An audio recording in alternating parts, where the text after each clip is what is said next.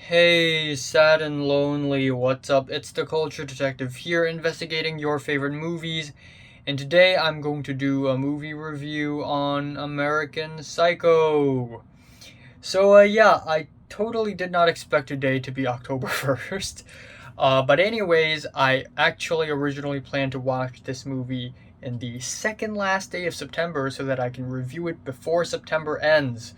But yesterday I was looking on my phone and then I realized that, wait, September 31st does not exist.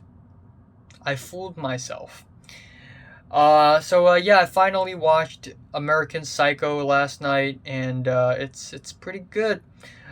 American Psycho is a movie released in the year 2000, and for some reason, American Psycho is sometimes deemed as a film bro movie or an incel movie.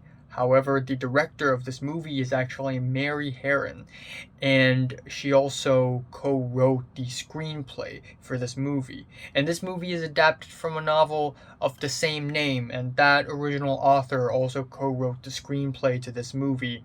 So, anyways, American Psycho is about a psycho. It is about a psychopath played by Christian Bale. His name is Patrick Bateman, and he is not there. He is always playing a character. He's always lying. He enjoys lying. He enjoys pissing off people just to see their reactions. He enjoys pleasing people just to see their reactions. And deep down inside, he does not care. And sometimes he just really wants to commit murder and homicide.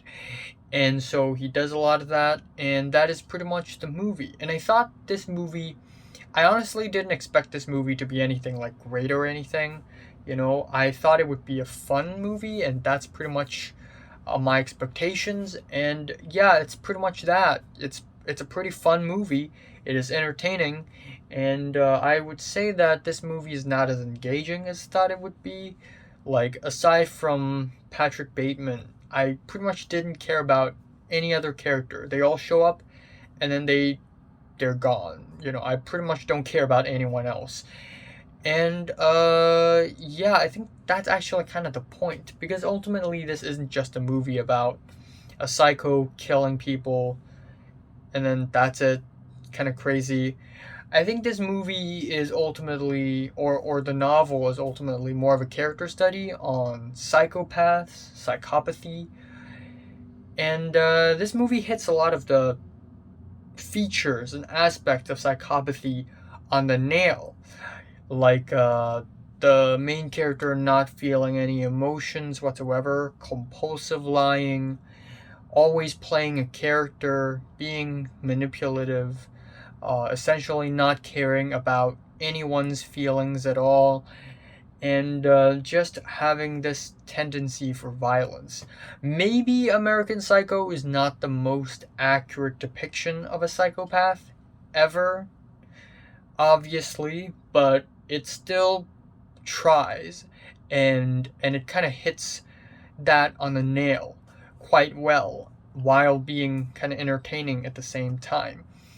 And the first two-thirds of the movie is just okay. It was kind of fun. Christian Bale is amazing in this movie. I can't think of another actor who can play this character this well. And he's just like the perfect casting. And he plays his role really well because he can pull off a very smooth, natural American accent. But in this movie, his acting is so fake, which is actually good because that is the point. He is Patrick Bateman. He pretends all the time. He's faking all the time. And everyone else in this movie is amazing. Jared Leto, Willem Dafoe is amazing. And the last one third of this movie gets abstract.